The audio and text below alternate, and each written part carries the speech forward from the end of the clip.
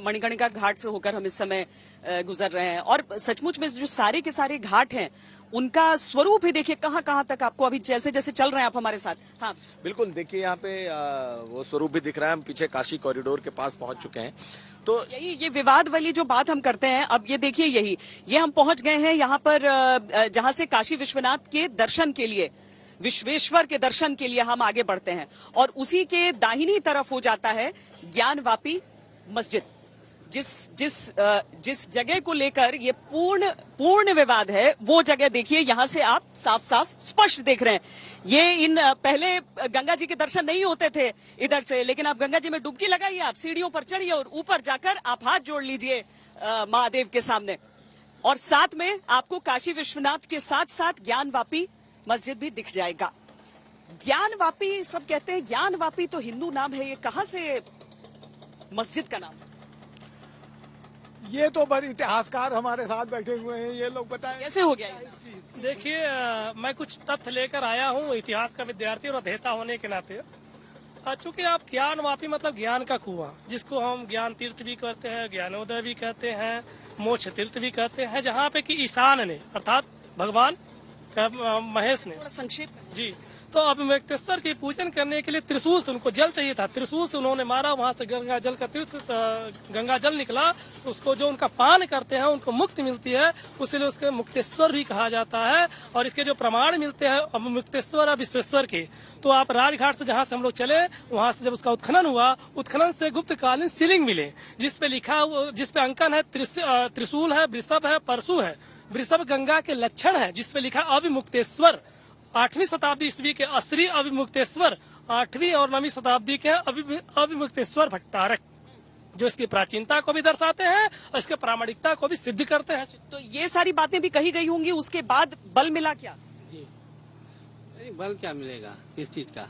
नहीं, देखिए अदालत ने बहुत सारे मामलों को खारिज भी किया है, जैसे ताजमहल का मामला हो गया, उसमें तो बड़ी जोर फटकार लगा दी, लेकिन इसमें कुछ तथ्य के साथ पहले पेश किए गए थे, जिस वजह से आज ये कहा गया है कि ठीक है सर्वे। देखिए, सर्वे तो जरूरी है, वहाँ पे तमाम चीज घुसने के बाद ही और खोजने के बाद ही मिलेंगी, क्योंकि ये सर्वविदित है कि वहाँ मंदिर था, ये ध्रुव सत्य है। औरंगजेब ने 669 में इसको तोड़ा, ये भी ध्रुव सत्य है, और उसके बाद उस पर मस्जिद बनी, ये भी ध्रुव सत्य है। और आज भी उस पे तहखाने पे जो मालिकाना है पूरा व्यास जी का ही है, ऊपर स्ट्रक्चर मस्जिद का है और नीचे जो व्यास जी का स्ट्रक्चर। एक और बात कही जाती है कि दीन इलाही के तहत अकबर ने दोनों का निर्माण किया था, मंदिर और मस्जिद दोनों का।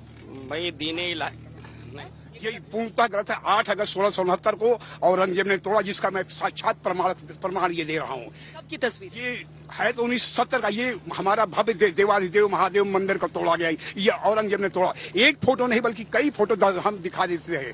और तो और एक ऐसा हम नक्शा दिखाने जा रहे हैं जो कि अंग्रेजों को बनाया हुआ है। ये मस्जिद के पूर्व का नक्शा है और ये सारा डॉक्यूमेंट्स ये स्पष्ट दिखाई दे रहा है, ये मंदिर का हिस्सा है। और ये मस्जिद नहीं, महजिद मैं कहता हूँ, मस्जिद नहीं कह रहा हूँ, महजिद है। ये हिंदुओं के और भी है।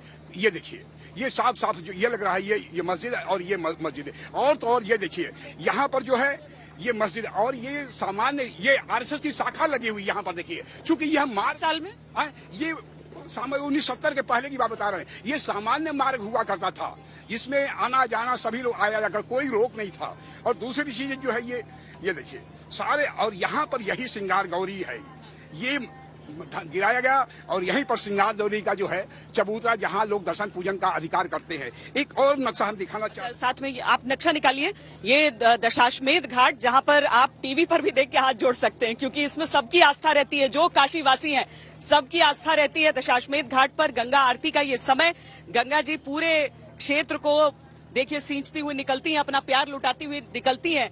और जो इस समय जो पूरा विवाद चल रहा है, ये देखिए एक नक्शा भी ये रखते हैं। सर मैं एक चीज आपसे पूछना चाहती हूँ, वैसे कि अपनी राय हो सकती है, लेकिन लोग पूछते हैं कि क्या जो नाइंसाफी है उसको अगर लंबा समय बीत जाए तो वो नाइंसाफी नहीं रहे? मेरे कहने का मतलब ये कि भी ऑफिस से मैं शिकायत करूं तो किससे करूं शिकायत और किसके दूं तो आए। आपने ये भी तो कहा होता कि वजू करके नहा के जाके नमाज भी पढ़ लीजिए। जैसे आपने कहा कि आप स्नान करके और गंगा जी में जाके महादेव को हाथ जोड़ लीजिए। तो मैंने कहा ना कि मैं खिलाड़ी होने के नाते पूरी दुनिया में हमारा धर्म है और हमारी टीम में ऐसे खिलाड़ी भी होते हैं। तो मेरे कहने नजीर ने कहा है कि इसी गंगा से वजू करके हमने अक्सर नमाजें पढ़ी हैं। मेरी एक आंख गंगा, मेरी एक आंख जमुना, मेरा दिल है एक संगम, जिसे पूजना हो आए। कहा तो हम लोग खुल के जाते थे और कोई पूछता भी नहीं था कहाँ जा रहे हो।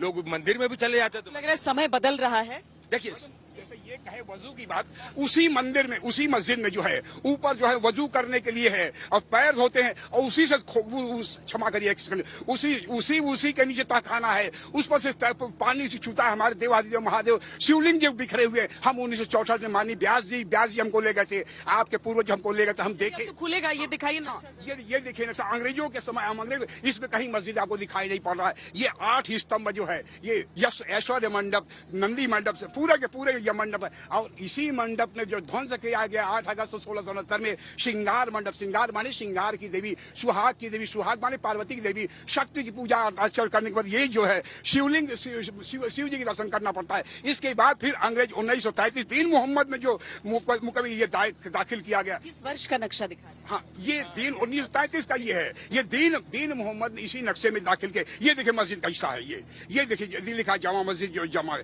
हम पूरा स्पष्ट नहीं था और होने के बाद का साफ स्पष्ट दिखा रहे हैं। ये नहीं कि कोई नहीं, कोई हाँ साफ ये प्रमाणित। मैं ये और 1933 में साफ ये था कि इस मस्जिद में सिर्फ 3 लोग नमाज पढ़ते हैं, 3 से ज्यादा नहीं। लेकिन आज कितने लोग पढ़ रहे हैं, यह माननीय न्यायालय का उल्लंघन है। ठीक है, अब लेकिन जो हो गया है, अब जो निर्णय आ गया है, इसके आगे अगला कदम क्या? अगला कदम ये सर्वे होने के बाद ये सिद्ध हो जाएगा मंदिर है। तो लगता है यहाँ पूरा हटा के निर्माण होगा। बिल्कुल होना चाहिए। ये कानूनी प्रक्रिया है, कानूनी प्रक्रिया, लंबी लड़ाई। इसको हम अगर अभी ये कह देते हैं कि आज ही इसका अंत हो जाएगा, ऐसा नहीं है। इस सर्वे के बाद, इस वीडियोग्राफी के बाद कुछ तथ्य उजागर होंगे जो माननीय न्यायालय के समक्ष रखे जाएंगे। ये एक विवाद जो बार बार ये उठ रहा है कि ये मंदिर है कि मस्जिद है, मैं समझता हूँ इस रिपोर्ट के आने के बाद उस विवाद पे कई हद तक विराम लगेगा। उसके बाद भी कानूनी लड़ाई चूंकि बहुत लंबी है, यहीं इसका अंत नहीं होता है। कानूनी प्रक्रियाएं, न्यायालय की अपनी कुछ प्रक्रियाएं हैं, उनको पूरा होने में समय जरूर लगेगा। अगला क्या और कितना लंबा टाइम फ्रेम आप देख रहे हैं? वैसे तो 17 मई तक की बात कर दी गई है, लेकिन उसके बाद भी चीजें तेजी से ऐसा है। कल 13 मई है, कल ये कागजी कार्रवाई पूरी करके परसों से शुरू हो जाएगी और 4-4 घंटे का समय रखा गया 8 से 12 का। इस दौरान करके हम ये समझते हैं कि तहखाने के अंदर ही है जो कुछ है। ये हमने कोर्ट में आर्गुमेंट भी ये रखा है कि तहखाने, वो जो बोल रहे हैं कि सुरंग अगर बना है तो नहीं मिलेगा। फिर तहखाने का तहखाने का जो ताला है उसे खोलना या तोड़ना ये स्पष्ट करा दिया हमने। कड़े शब्दों का इस्तेमाल किया था अदालत ने कि अगर खोला नहीं जाए तो तोड़ दिया जाए। ये बहुत कड़े शब्दों का इस्तेमाल था। लेकिन ये बताइए, श्रृंगार गौरी के बारे में जरा बताइए। इतना श्रृंगार गौरी हमारी जो हिंदू परंपरा की है कि हम लोग श्रृंगार गौरियों का दर्शन, हमारी मातृ शक्ति है। जब हमारे शिव जी वहाँ हैं तो मातृ शक्ति को क्यों पाबंदी लगाई गई है? तो हम श्रृंगार गौरी का, हमारे प्राचीन मंदिर है वो, और हमारा भव्य उनका मंदिर दर्शन करने से हम लोग की आत्मा सफल होती है। और वही मंदिर को ही इन लोगों ने बंद कर रखा, अपने कब्जों में ले रखा है, जो हम लोग बाहर से ही चौखट से फूल माला चढ़ा के चले जाते हैं। बस तो अंदर जाना है, अच्छे बिल्कुल जाना, क्योंकि माँ हमारे अंदर ही है। हाँ, वहाँ की दीवारें चीख चीख के कहती है कि मंदिर है। बस ऊपर थोड़ा सा जो ढांचा बना है वो मस्जिद का है, नीचे सारी मंदिर के वो सबूत उसमें सबने पूजा की है। जो नवरात्र पे जो चतुर्थी को जाके की, अंदर जाके नहीं की, चौखट पे की। मिलता ही नहीं है कहाँ से।